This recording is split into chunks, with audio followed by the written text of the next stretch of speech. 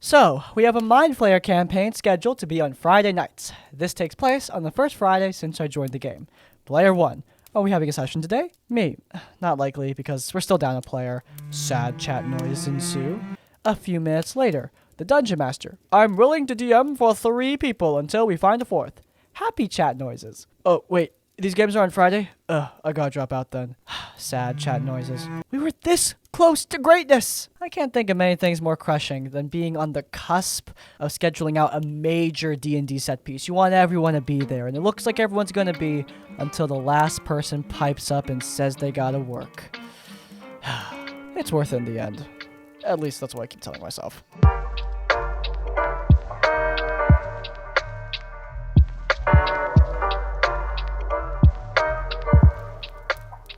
First of all, thank you very much for your incredibly cool videos. The tips are extremely helpful for a dungeon master like me who is still learning. Well, you're welcome, and thank you, by the way. Disclaimer, I use a translator, so forgive me for any grammatical somersaults. Wait, is somersault spelled like that? Oh my... Writing was my living for a long time. How do I...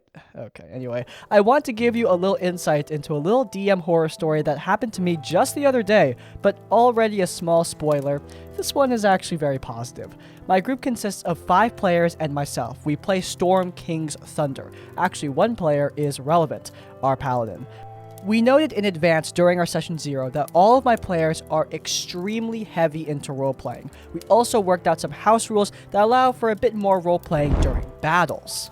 In session 1, all of the characters got to know each other in a tavern. It went great. The group had a little drinking session, and the paladin, despite introducing himself as a tea drinker, drank everyone under the table due to a few lucky rolls. The party left together for Nightstone the next day.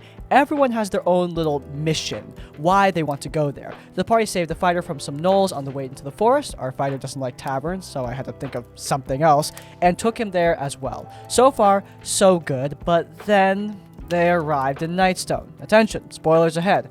In the village are distributed 14 goblins and 2 wargs. Clearly, too many for a level 1 group. I tried to suggest that the best way they could take on the goblins is 1 by 1, as is expected by the book itself. However, my players felt that the best thing to do was to break into the church, attack the 2 goblins ringing the bell, which was a sign to all the other goblins that everything was okay. They killed 1 goblin and took the other as a prisoner. Without them noticing, all of the other goblins also moved into the church. So when they left the church, they were facing all the other enemies in the village. Despite the fact that they were very tanky and our rogue had positioned themselves excellently, unfortunately, 1 by 1, they all fell unconscious. Personally, an absolute horror for me. Even if in session 0 we all agreed the character death was okay, I did not want to kill the entire party in the first session. So, in the end, only our paladin was left. She fled into the church and used the captured goblin as a shield to negotiate with the other opponents. A series of incredibly lucky rolls led to her convincing the goblins to only fight her as a champion. You suggested one-on-one combat, didn't you? I've reconsidered. I think that sounds like a wonderful idea. Again, the rolls were incredibly good. My heart absolutely dropped while playing. She killed the goblin, did a nat 20 on Intimidate, and in an absolutely epic scene, licked the goblin's blood off her blade to scare the rest of the goblins out of the village. My players and I had an incredible amount of fun. For our first session, it was absolutely amazing. Unfortunately, now I'm faced with the absolute horror of having to somehow incorporate these approximately 8 remaining goblins and the 2 wargs that survived into the following scenes, and having to think about what happened to them in order to avoid leaving any plot holes. The micromanagement may be an absolute horror, but hey, I think it was totally worth it. Best of wishes, Selena. Okay, yeah, this one's definitely a glorious story, but with a horror element. First and foremost, if the goblins just disappear into the wilds, no one's gonna care. I have enemies run away literally all the time. Where are they running? I don't know. I just want the fight to be over so that we can move on to cooler stuff. I don't need every trash mob to die in order to move on to the roleplay. The horror part here is a failure of encounter balance. Module fights are not always perfectly designed. It's not just because the fights are bad sometimes. It's also just because, look, these books need to appeal to a lot of people, and all of those people play D&D very, very differently, both with house rules, but also with group comp and group size. So, yeah, sometimes you're gonna gonna need to change up on the fly. Remember, party members don't all need to die. If all of your players are knocked at 0 hit points but not dead, it's completely reasonable for the enemies to take them prisoner, for example. I've always wanted to do a prison break session, but I've literally never done it in like 3 years of D&D. You could have done that here, but hey, you didn't have to. Through some lucky rolls, the Paladin managed to give you guys an epic moment that you'll remember forever. And that's part of what makes D&D so great. My fiance, 29 male, plays Dungeons & Dragons, and while it's not my 31 female thing, I obviously don't mind. He's a bit anxious and doesn't make friends easily. He was excited when he joined a D&D group and met new people. I like the group members, except Chris, who's kind of frat-ish. He constantly makes disparaging jokes about his wife. He calls her the old ball and chain, unironically, and says things like, I gotta call the warden and ask for permission first. I don't know why a 20-something-year-old man talks like he's in the 1950s and an oil tycoon. Hey, Kyla's good to go bowling next week. Are you down? Well, I have to check first on the old ball and chain. You know how it is, man. Dude, seriously, I mean, come on, man. It's probably just... Ugh, she never shuts up. You know how they just never shut up? They never just stay quiet, all right? I gotta listen to her talk about how she's hungry and how she hasn't eaten in days or whatever. It's absolutely unbelievable. Like, seriously. I mean, the language some of these women speak is just unrecognizable. What? Also, she wants to, like, go out or something. I mean, she's been trapped in my attic for only, like, 3 days. It's not that big of a deal. Dude. Seriously, some women just need to grow up. It's like their parents never taught them respect. Oh, are you calling your wife? Yeah. I'm just calling Kyla to make sure she's still good on that bowling. Yeah, FBI, I have something to tell you. But yeah, here we are. He also doesn't contribute when people bring communal snacks to D&D. That's the real crime right there. Which brings me to my point. I don't drink often, but I will sometimes buy something nice, like a $50 bottle of vodka. I serve it on the rocks, which makes me feel like an adult in a way I can't explain nor justify.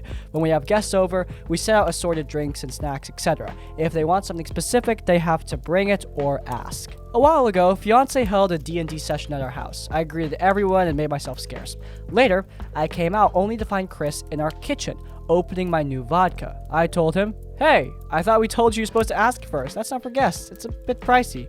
Instead of addressing me, Chris turned to my fiance and said, what's hers is yours, right? Welcome to marriage.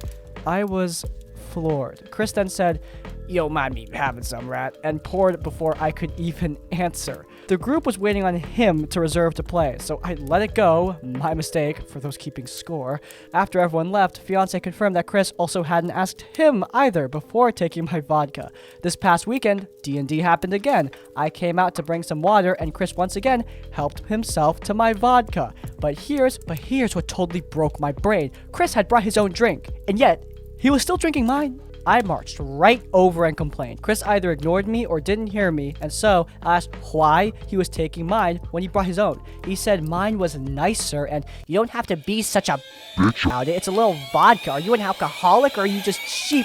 I told him he had to leave, not politely. Chris kept saying, this is BS, over and over, collected his stuff, and stormed out. After that, things were...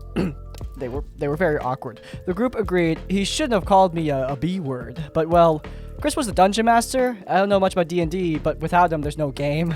They have to either keep playing somewhere else with him, or start a new campaign that excludes him. Everyone asked me if he's banished forever, or if he can come back to the house, and I don't know what to tell them. I would let Chris back to apologize, but somehow, I don't think I should really hold my breath for that. I feel really bad. Fiance was so excited about this game, and I think I may have ended it. Fiance supports me, but he's worried Chris will cause future problems. Am I the a-hole? Oh boy. Drumroll, please. Not the a-hole! And also, Chris is the worst! Seriously, screw that guy. And your fiance is not wrong to worry that he might cause future problems, but frankly, that's not your fault. If Chris causes future problems, that crap is on him. If he wants to get all whiny because your bottle of vodka was nicer than his, that's his fault. In case you can't tell, I kind of have a complex when it comes to home stuff. I consider home to be a sanctuary, and you should respect the homeowner if they allow you in as a guest. And Chris drinking your drinks and just being a general prick and then calling you a... Unbelievable. I wonder if he thought he could get away with it because he's the dungeon master. I mean, like this person said, no DM, no game, but frankly, it does not matter. The rest of the group need to find a new DM. This is the kind of thing that, yeah, Chris could apologize, but I would never be okay with letting him in my home ever again.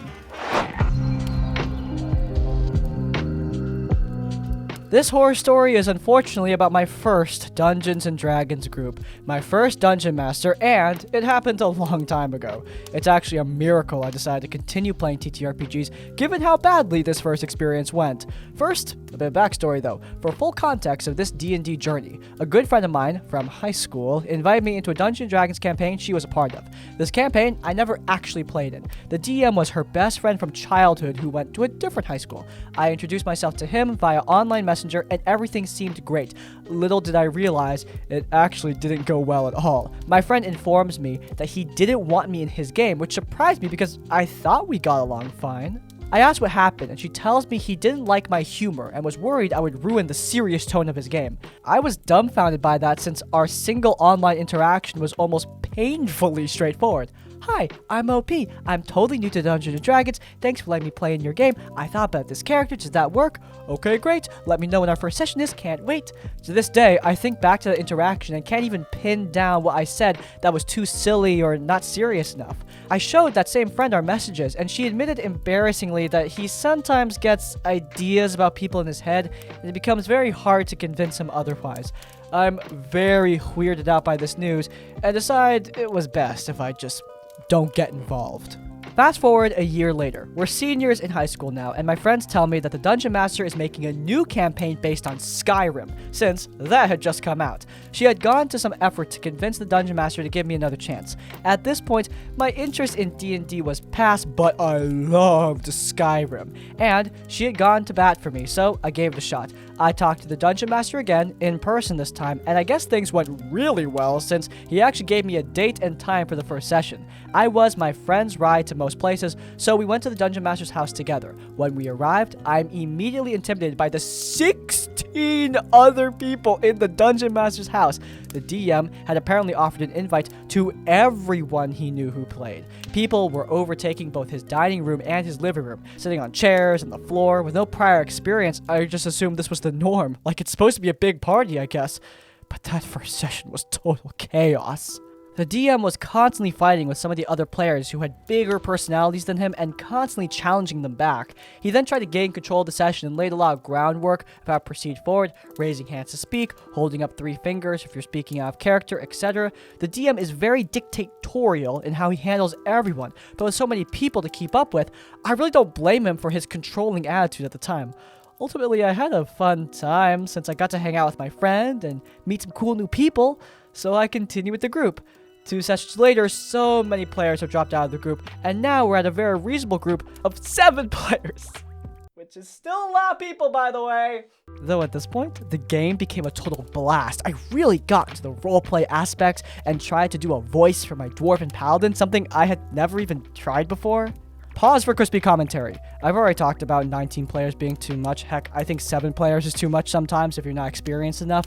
But the more irritating thing to me is the Dungeon Master who makes a snap decision on someone's entire personality based on a very short and straightforward interaction. I have seen this way too many times before. People who make instant judgments about others and then hold to those judgments to a completely unreasonable degree, even when they are blatantly wrong. It is really annoying and not a great way to live your life if you want to make any, friends. The system we were playing with was hard to get into. It was 3.5e with a lot of homebrew, but I had a lot of help with the group, and the DM was super helpful too, and I loved how we all roleplayed so well together. He's also pretty generous with the loot, making every battle exciting, where we pick up a magic item, and I was with homebrew special effects for each of our characters. It was great.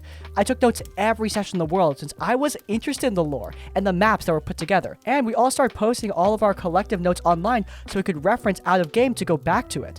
It all comes to an end with one session though. Months had passed, and I'm fully into the game at this point, 100%.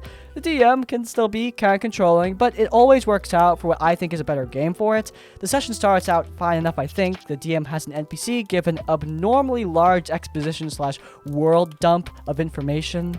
I start taking notes, but it becomes so much info that I decide to just focus on listening instead. He ends up talking to the party for over half an hour while we just silently listen. You must understand the history that has shaped the Taken King and the Osmium dynasty. Oh, Lord! Oh, brand new player, by the way. I'm actually pretty excited for this. Can't wait to learn more. Yes, settle in. It's quite the tale. 1 hour later. And then, as the Taishi Bethi Raven... An hour! It just never stops. Some of the stuff is cool, but why does it feel familiar? Oryx gathered his armies and walked upon the world in 5 paces. On the 5th pace... No. Not a college history class. No! And he had No, you can't take me back. I won't go back. No. And No! When he's done, for some reason, he kind of looks annoyed and asks if any of us have any questions. None of us can really think of any. The sort of thing where it has so much info, it was all just background noise. I couldn't even think of a single question myself.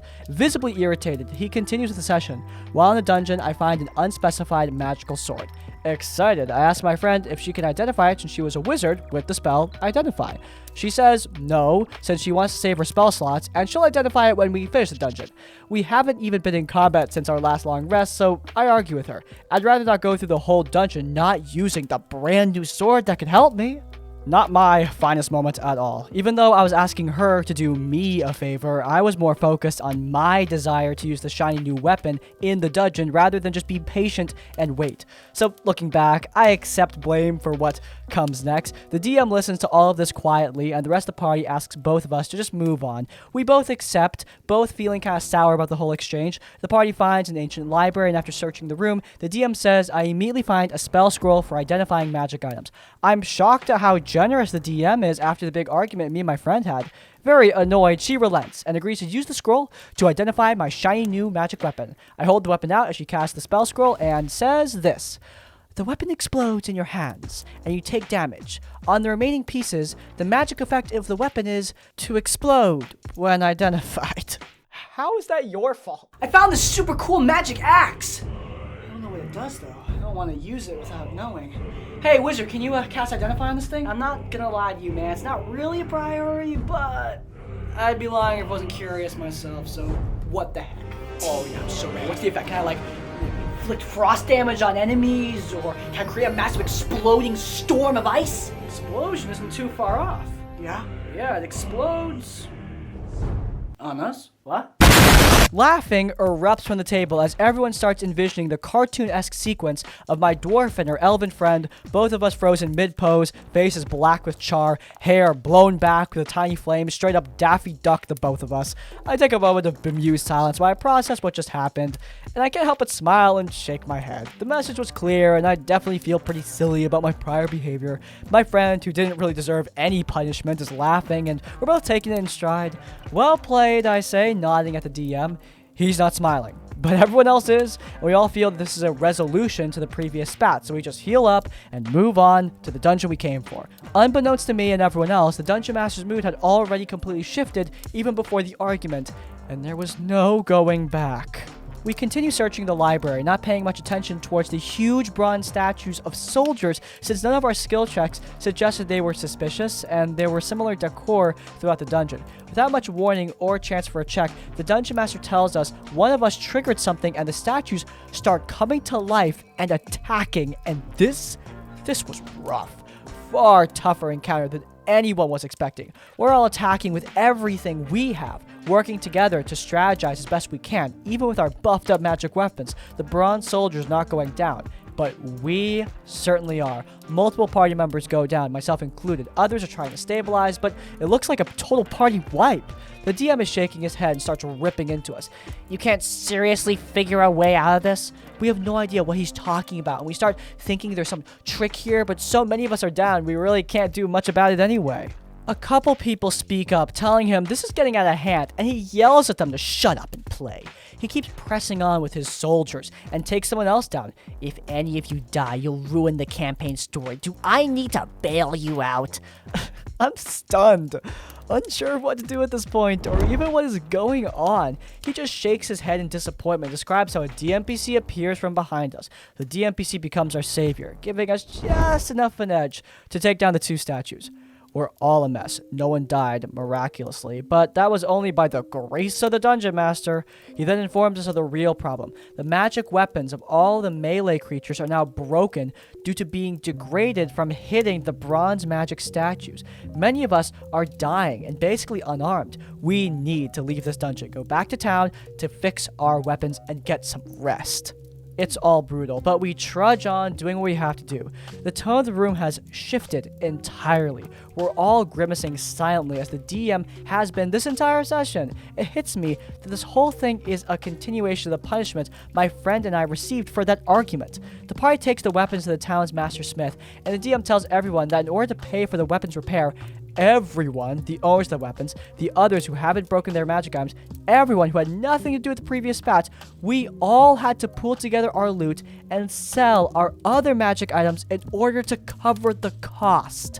The DM has each list our inventory, and he decided which items would be lost in order to make sure the party was fully armed. We're all stunned as this is happening. Person by person, everyone's afraid to say something, since he's been snapping at anyone who speaks up at all. When it gets to me, he asks me to tell him what's in my inventory. I feel awful about everything. I feel guilty that this is all happening because of me, and I'm mad at the DM for taking us down like we're children and scolding us like he's our teacher. I finally speak out of character and say, this isn't fair to everyone else, DM. You're mad because of me. I should be the one that gets the consequences. I'm barely able to say this as he immediately interrupts by yelling at the top of his friggin' lungs, OP, you'll answer only to what I say to you and nothing else. Do you understand? I'm able to speak again. He yells at me again. Do you understand me? Who the DM thinks he is. Who the DM actually is. I should have left the table. I don't know what kept me there, and I had to rattle off all the loot I had, just like everyone else. Maybe it was because no one else spoke up against his condescension. After he finished taking away everyone's stuff, the DM took a deep, long breath, exhaled, and finally relaxed his tense posture. It's like a demon had just been expelled. He smiled at all of us and said, all right, we're good to keep going now? It all sunk in just how controlling he had been from the very beginning. We were scolded and punished, some of us for absolutely no reason, and we were still alive. Everyone could still keep playing the game. His game. The DM tried to keep the session going after that, but everyone was done. Basically silent and stewing in the negativity, only answering direct questions the DM would ask. He looked around the dead table and said, we all need to stop sulking and move on. No matter what he said, it was clear none of us were happy, so he called it a night and we left. Per usual, I was my friend's ride. We sat in the car as I took her home, feeling the negativity wash over us. I felt awful. I was worried she'd blame me. She finally said, I cannot believe that happened, and proceeded to rant about the DM and how egotistical and power mad he acted. I asked if she was mad at me, and she said, of course not. Are you kidding? Good. The group fell apart from there. No one wanted to go back. Also good. The DM apparently reached out to everyone, trying to make peace, telling people off for leaving his game, etc. He never reached out to me, by the way. My friend eventually told me that he wasn't even mad at the two of us for the argument. He was actually upset because he thought people were uninterested in his lore dump at the beginning of the session. You know, looking back, the whole session was a train wreck. It's tragic since I thought he was truly a great DM until that one session. Definitely had some serious control issues, which, as I played more D&D with other groups, is not how a DM should act. I've been playing TTRPGs for a decade now, and I still think back to that first game, as bad as it became. It served as an incredibly precise example of red flags for toxic behavior in DMing, and I think that straight out of the gate, I've had nothing but great groups since then. Do I hate this guy as much as Chris? No, but he does another thing that really ticks me off, and that is gotcha DMs. Look, I think we all, as Dungeon Masters, love it when either our players figure out something in an epic and awesome way, or our players fall into the trap and triggers some amazing event that makes the game way more interesting to play in. Those are both fun. However, there are definitely dungeon masters out there who really like quote-unquote outsmarting their players, beating their players. That is profoundly dumb, and if you don't already know the reasons, I'm not going to bother to list them. You're too far gone. I get that the initial situation with the sword wasn't that bad, and oh, it was funny, but really, that's the exact kind of thing that pisses me off. Like, how are you supposed to avoid that? I've already talked about this during a skit, but it was the warning sign of things to come. This DM slowly progressing until they just explode into a control freak nightmare. Combining the gotcha DM with a complete control freak is something that you never want to play with. Look, I'm not gonna lie, I'm a control freak too, like big time. It's the reason why I work almost 100% alone, and why I feel bad when I'm working with anyone else. I don't like subjecting people to my control freak nature. That's why I drink before D&D. I need to tone it down a little bit, let stuff slide, because when you're taking control of everything to this degree, when you become a straight up dictator, yeah, no one's gonna want to stick around. Woof, and that's a wrap on today's episode of RPG Horror Stories. You guys have been popping off in my email recently, so thanks for that. But I'm getting ahead of myself. If you guys enjoyed, then please do leave a like. If you want to see more of our content, then you can check out our Q and Play series, where I cover your questions in a rambling, unscripted format while playing some video games. It's linked in the cards. And while you're there, subscribe to Crispy's Tavern to get more of our content as it comes out. And finally, if you want to leave your own stories or thoughts, go down in the comments down below. If you can't think of a comment, leave the comment. Dang it, Chris, to let me know you made it to the end of the video. Hey, by the way, if you have your own horror stories, you can send them directly to us. There is an email down in the description down below. Short or long, doesn't matter. Send your stories our way for a chance to be featured in one of these videos. But even if you don't have any stories, in essence, like, comment, subscribe. I will see you all next time. Farewell.